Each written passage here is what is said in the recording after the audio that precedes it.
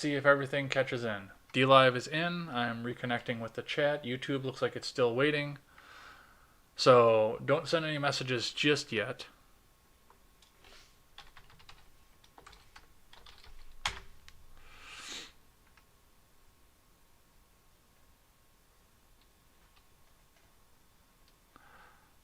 All right, I am back with you here. Looks like I've got to reconnect to Twitch. So let me see what I've got going on here.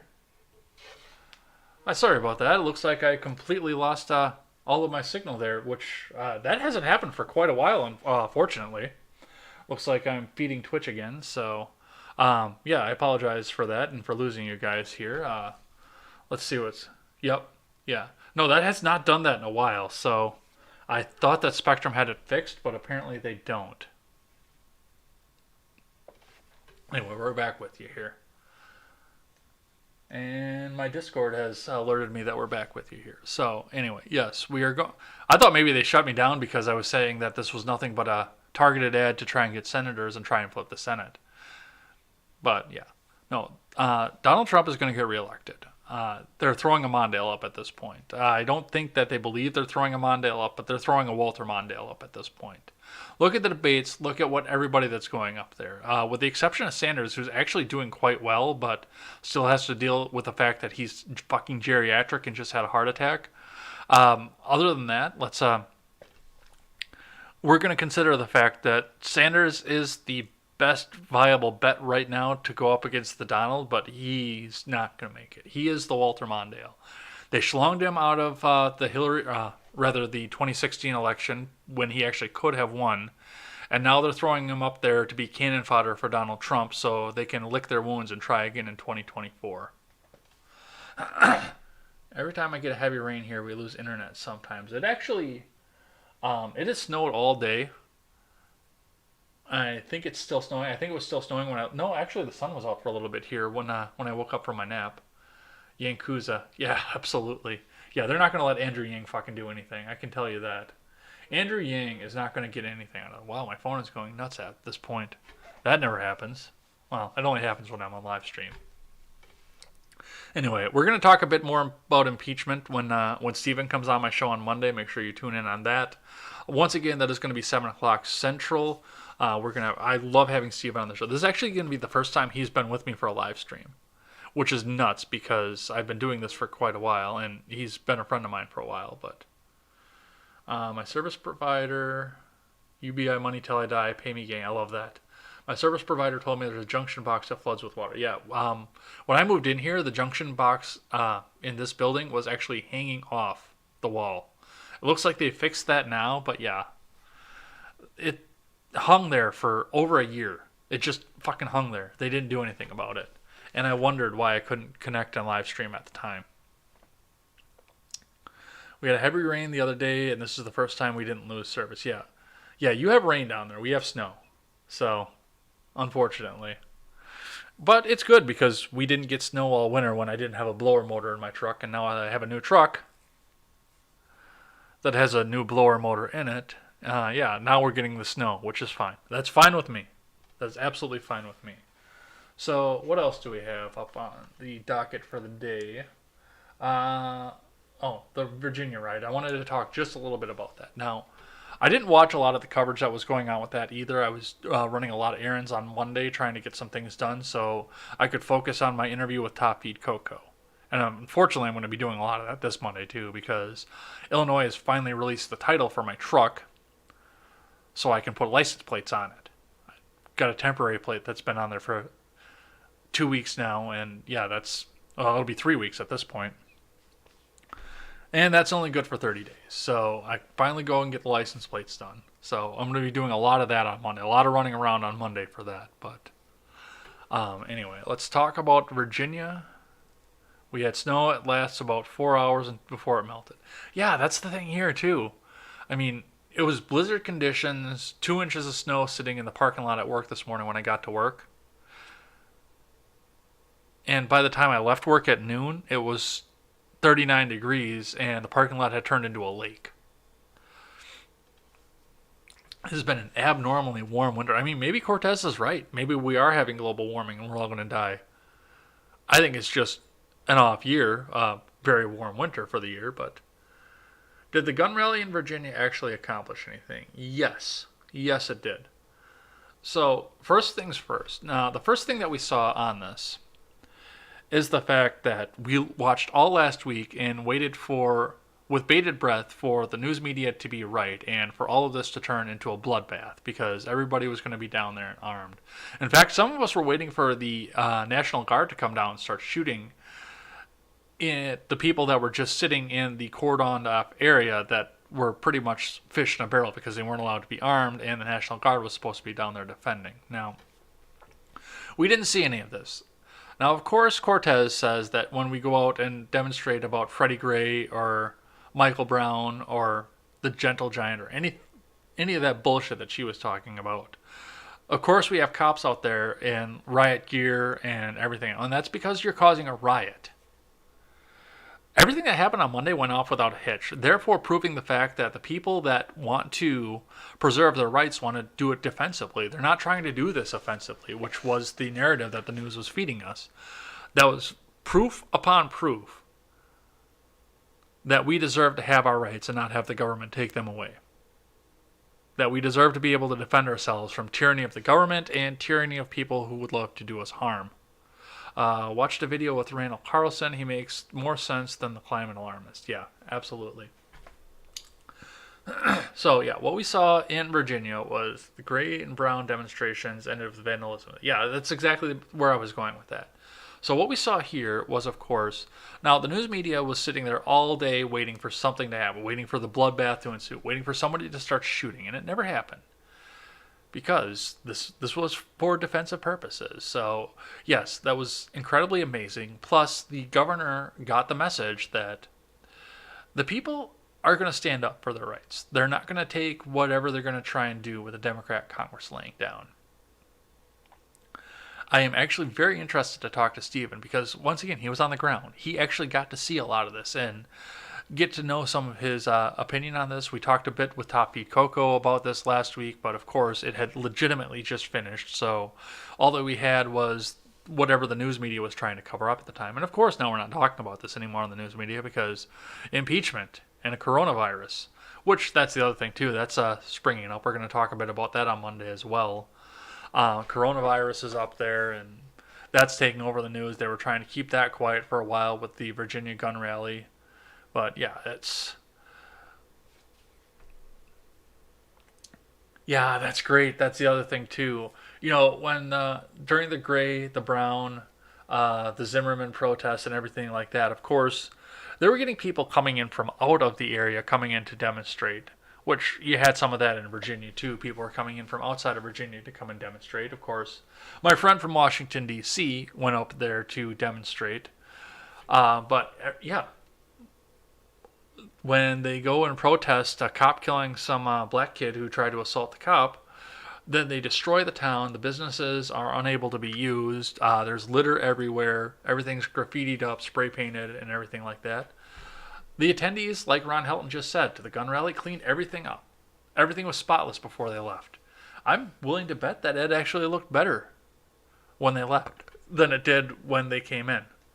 I don't know what the weather and the snow situation is. Maybe if all that marching muddied up some of the grass, maybe the grass is going to have a hard time growing once the growing season starts. But, I mean, other than that, they cleaned up after themselves after they left. This was an amazing thing.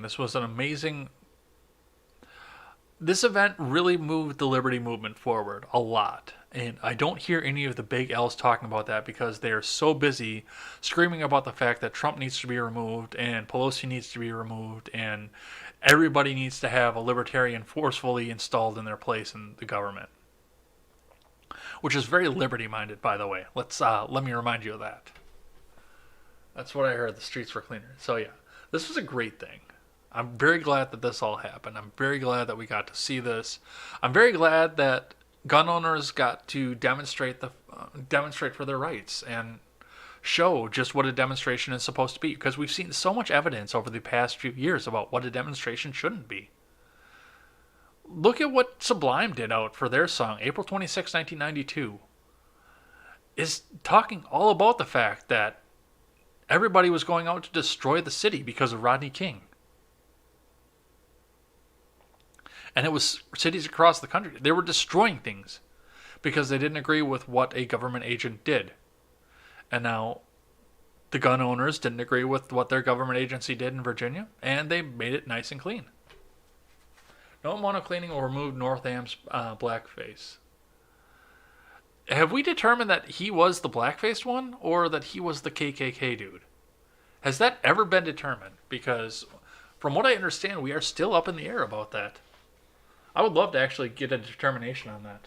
Why did my Twitch stream go down again? Are they trying to update it? Oh, what the fuck? I don't know. Fuck it. I won't have a stream. I think they just tried to update it. That's why. So, last thing I want to talk about before we get out of here. Thank you, Spartan Subhuman, for coming in and having the conversation with me as well. Make sure that once we're done here, you go back over and check out the rest of the Daily Ignoramus. If I know my boy Steven, he's going to be going for probably another 4 or 5 hours. So you got plenty of time to go and check that out. It was lagging worse for me on Twitch. I don't know what's going on with that. Anyway. So, I was on Netflix the other day, going through various programs that I could watch again, and I noticed the fact that we had something come back from my childhood, and it was on Netflix again. Both of the original Ninja Turtles movies are on Netflix. I enjoy being the only person in chat. Both of the Teenage Mutant Ninja Turtles movies from 1990 and 1992 are currently on Netflix right now, which is a blast from my past. I wore a VHS of the original Ninja Turtles out when I was, let's see, how old would I have been? 8 or 9. When I was 8 or 9 years old, I wore a VHS out of that original, the original movie that came out. And that was the one with the animatronic, well, I guess it was people in suits, but the really kind of weird looking life-size turtles. That was that one. Steven lasts for hours. He's the original Energizer Bunny. LOL. Yeah, I like that. Anyway. Both of those movies were out there. So my sister started Snapchatting me. Because my sister has 3 kids. 7, 3, and less than a year old. Showing off the fact that she was watching Turtles 2, The Secret of the Ooze. And complaining about the fact that she couldn't find the original one. So I opened up Netflix on my computer. I went out and I found the original one. I opened her account over on there. Found the original one and added it to her watch list. Because I'm a nice big brother. And I just got done watching the original one myself. God, I love that movie. But it occurred to me a bit ago. She said that she found Turtles 2 Secret of the Ooze on the kids channel. But she couldn't find the original one. And I realized that there's probably a reason that they couldn't find the original one on there. Now, I hope both of you that are watching live and that everybody else who watches this back on the replay has seen these movies and remember what went on there. Now, Teenage Mutant Ninja Turtles was a very, very dark movie, especially when you compared it to the cartoon, and 100% especially when you compared it to Turtles 2 Secret of the Ooze. In Turtles 2, they had taken the original concept. They used the same animatronic suits. Actually, it was all the same actors and everything. And they made it a very cartoony, very innocent ninja movie. Now, yes, we saw the fighting and the violence, but we saw all of that in the cartoon. But we didn't see a lot of the really gritty stuff, and the language was cleaned up considerably against the first movie. Now, I haven't watched Turtles 2, but I'm going to go off remembering it from when I was a kid. I might do that yet tonight when we go over and check when we get done with this. Once I get done posting this over to BitChute, I probably will watch it while I'm getting everything set up to go post over to BitChute. But I remember Turtles 2, and then just from what I watched on Turtles 1. Turtles 1 was a very gritty movie. Top Eliminata. Real question, iOS or Android? I own both. I am watching the stream over on Twitch. I'm watching the replay on that just to see if I get any lag or anything like that. On an Android, Galaxy Tab S3. I just got a Galaxy Note 10 Plus 5G, but when I listen to podcasts while I'm at work, or when I listen to music when I'm sitting in my truck, I use an iPhone because the audio is much better on the iPhone. I have found. How's the Note 10? I love it. Now, my Note 10 was an absolute upgrade from the Motorola Z Force that I had before.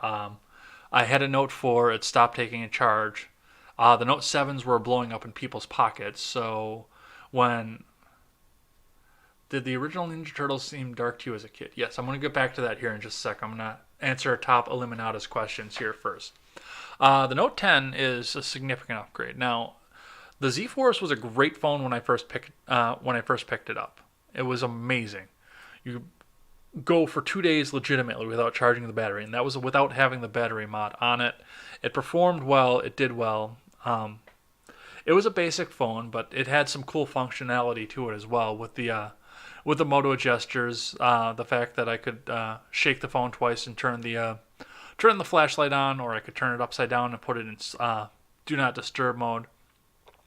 It was a good phone at the time, but the thing with the Z Force is you get 12 good months out of it. It was a piece of crap out of there. And now I've got the Note 10. I've got the Aura Glow because I'm that guy. I've got the Aura Glow. It's a considerable upgrade.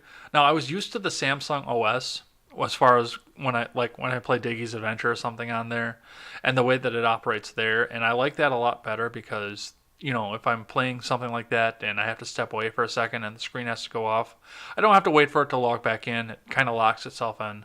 The battery life is really good on it, and it's learning the way that I go throughout the day and adjusting battery life for it. It's got wireless charging. I am not in a place that has 5G, but I've been in a 5G region since I bought it, and it's incredible. It's so fast. It is so fast. I can't believe it. So, yeah, if you have the opportunity to upgrade to the Note 10, especially the 5G, I recommend it entirely. How much did the Note 10 cost you? $1,300. Yeah, it's expensive. But because of the way that Verizon does their plans, because it is $1,300, they run that as a 3-year finance instead of a 2-year finance. So it's actually less than if I would have got the S10. Well, in Australia, it's $2,000, so it's a little pricey. Oh, you're in Australia. Are the fires calming down over there? Is everything good? Can you breathe again? Thanks for coming in and checking us out from over in Australia. That's awesome.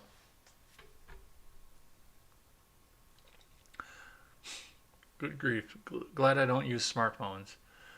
Well, I mean, I use it just for the fact that, I'm monitoring my stream on my Galaxy tablet over there, and I hope to actually do some more man on the ground stuff because I'm so close to Chicago and Milwaukee. I hope to do some more man on the ground stuff, so the camera's going to be really good for that, and I'm going to start doing some cooking streams this year, so I'm hoping to use the camera for that as well. So, yeah, massive amounts of rain, so it's been put out in my area. Awesome, good. I hope the relief effort is in. I've been pointing people to GoFundMe's for the relief effort for that, so I'm glad for that. Now, back to Ron Helton's question. Did the original Ninja Turtles seem dark to you as a kid? Compared to the cartoon and Turtles 2, yes. Now, compared to something else from the 90s, I don't know. I was 6 in 1990, so I don't know what dark movies were going on there at the time. But compared to mainline stuff, no, it wasn't that dark. There were much darker things that were going on there. But keep in mind the fact that that was a movie that was marketed to kids. So for the target audience, yes, that was a very, very dark movie. Please make bat soup on cooking stream. But you don't get a lot of bats around here. We got more bats up where I grew up. We don't get a lot of them around here, so I would have to actually set up a trap and catch some. And of course, sterilize the meat because we've got coronavirus going around, and that's something. I know that's where you're going with that, but you also have to remember the fact that I grew up in the country and I've eaten some of these weird animal soups before. Squirrel is one of my favorite things to make a soup out of. Raccoon is actually one of my favorite things to roast, and rabbit is one of my favorite things to break. Also, the fingerprint reader in display looks quite nice. Yeah, I haven't got quite used to that and how to put my finger onto that. Uh, Probably about a quarter of the time I've got to use the pin because I take 5 tries and I don't get the finger on there right. But I also work with my hands too, so you have to keep in mind that sometimes my fingerprint is going to change over time. No, Turtles 1 was a very dark movie comparatively. No, Face Unlock, fuck no. That is, we don't need to put the data mining out there at all for any reason. Happy Chinese New Year. No face unlock. I turn that shit off instantly. Anyway, going back to Ninja Turtles. So, no, in the original Turtles, you had the dams, the goddams, and that was about the extent of the language that went. But you actually saw physical crime. You saw people getting beat up, physically beat up, like beat up and bloodied. People going out and stealing. You saw a lot of cigarette usage and smoking, a lot of drinking usage. Anything that was, the initiates for the Foot Clan when they were just going out and having fun before they got disciplined out there. When they were being used just coming in to get pulled away from their parents so they could be seen as initiates for the gang. All of that was really gritty, especially for a kids movie. So, in my mind, in my eyes, when I look at that, there is a good reason that movie was not on the kids' channel for Netflix. But it was available for the rest of us to watch as adults and was fairly easy to find as we were going along. Now, like I said, I could handle it when it came out, and that was about the extent that I think that a 6-year-old could have handled. I have no problem with the idea that my nephew has seen that and he's 7 years old. Because it's not that bad, but when you sit back and look at the cartoonish violence, the fact that then the crimes that they did show the Foot doing in Turtles 2 were, for the most part, cartoonish. Like they were trying to rob the mall and they were blundering and being general idiots about it. We never saw faces committing crimes in Turtles 2. And for the most part, Turtles 2 was nothing more than the Return of the Jedi all over again. It was nothing but a bunch of Muppets. That's why I think Turtles 2 was on the kids' channel and Turtles 1 was not. Foot Clan #1, #Yankuza. I love that. I don't think I've seen the Ninja Turtles movie in 10 to 15 years. Yeah, regionally, I don't know if it's going to be on yours because you're in Australia. I don't know how Pacific Islands work for what you guys get. I don't even know if you get Netflix down there, to be completely honest. I have no idea. But yeah, it is on American Netflix right now, front page. And like I said, Turtles 2 is on the kids channel. They don't have Turtles 3, which kind of makes me sad because I actually like that one. I didn't have that one at home. We didn't buy Turtles 3 at home, but I had Turtles 1 and Turtles 2 at home, and I wore the gears out of the VHS for Turtles 1. I remember watching the first one like 15 years ago on a rerun. That would have been in '05. That probably would have been when the new CGI ones were starting to come out. So they were probably trying to promote all the old stuff. I remember seeing a lot of that here. If you can find the DVD, or even if you go on Amazon Video and you find Turtles 3, I recommend watching that as well. It's a great movie. It's probably the better one of the animatronic ones. I haven't even seen the CGI ones. I watched the first one. The first one with Megan Fox, I watched that. I kind of like the idea of having Vernon in from the cartoons again. And Will Arnett actually did a really good job on that. But yeah, it wasn't the Turtles I remember. It was Turtles for a new generation. Anyway, I think I'm going to wrap this up here. We've hit the topics that I want to hit. We've got a bunch of stuff in from the chat. I do want to thank everybody for watching here.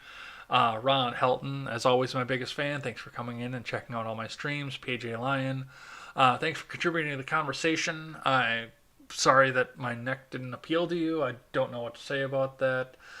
Spartan triple or quadruple zero subhuman, thanks for coming in and keeping us going down the conversation here. Top Eliminata, thanks for coming in. Thanks for checking us out here. Check us out again. Let's go down the announcements here one more time. On Monday at 7 o'clock Central Time, I'll be hosting Stephen Ignoramus, and we'll be talking about the March for Life, his experience on the ground for being at the Virginia gun rally, the impeachment news, and the coronavirus, and much more. We're going to talk about a whole lot more, so come over and check us out over there. Check us out back again on Tuesday when we're going to be playing Fallout New Vegas again. Tuesday, I think we're going to finish up Honest Hearts. I think we're just about to the end of it. The end sequence is a little lengthy, so we might be going a little bit late, but I think we're just going to buckle down and finish it out on Tuesday night. So come in and check us out Tuesday night for that. That's going to be a lot of fun there. And check us out the following Monday at 8:30, or 7:30 rather, Central. No, it's going to be 8:30 Central. That's going to be a really late stream. But check us out 8:30 Central for Mr. Behavior. Chris Lokes is going to be coming back to the show. Once again, this is going to be his first time live streaming with us. Of course, you can always check out some of the other stuff I've done. I've done solo videos. I've got links to my blog down there, which is a bit inactive, but I want to add to that. Check out freedomscoop.com. I'm working on an article on student loan relief right now that I'm going to be posting up there as well. Check out the Generational Gap. Check out Stephen Ignoramus over there. And we've got a new show that's going to be coming up that's going to be involving Wyatt Birkenhoff. That's going to be exclusive to freedomscoop.com as well. So watch for details for that as we go along in the future. Go and check us out over there. And watch for Wyatt, because he's a good kid. He knows what he wants to ask, what he wants to get out of that. And I think it's going to be good. I think you're going to see a lot more interviews about news going on. We've got an idea of the format there. I don't want to release too much until we go there, but watch the channels for details and check out what we have going on there. And there's going to be a little bit of shake-up, too, in the leadership of Freedom Scoop as well. So look to see what we have going on and how things are going to change as we go forward there. Once again, I can't give too many details on that, but we've got a bit of a what was I going to say? A bit of shake-up going on there. So it's going to be a lot of fun there. I rarely catch the live streams of Chris. Yeah, he hasn't been streaming lately, so you probably haven't seen him because he hasn't been on, but he's going to be on this show, and we're going to be talking about the news of the week. Once again, I can't tell you really what we're going to be talking about because the news changes every week. Also, coming a little bit further down the pipe, 2/12, make sure you set your reminder to go watch the R-Rated Conservative on February 12th because I am going to be guest starring on his show that day. I have no idea what he's going to ask me about because it's more of an interview show than news, but go over there and check that out. I'm looking forward to being under the grill and seeing what he and Mrs. RRC have to ask me. So go and check that out as well. As we always say on this channel, never take the words of bloggers, podcasters, or journalists as gospel. Find all the facts and draw your own conclusions, and that's especially important. I was just talking with a Zilly girl over on Twitter earlier on today, and she asked how to know who's telling the truth on the impeachment thing, and that's exactly it. We can't know who's telling the truth. We have to do an independent investigation. I can tell you what I see on that, but that's not all the facts and drawing your own conclusions. So do a bit of independent investigation, find out what you can find out, and figure out what it means to you rather than what the media wants it to mean to you. Take care, everyone.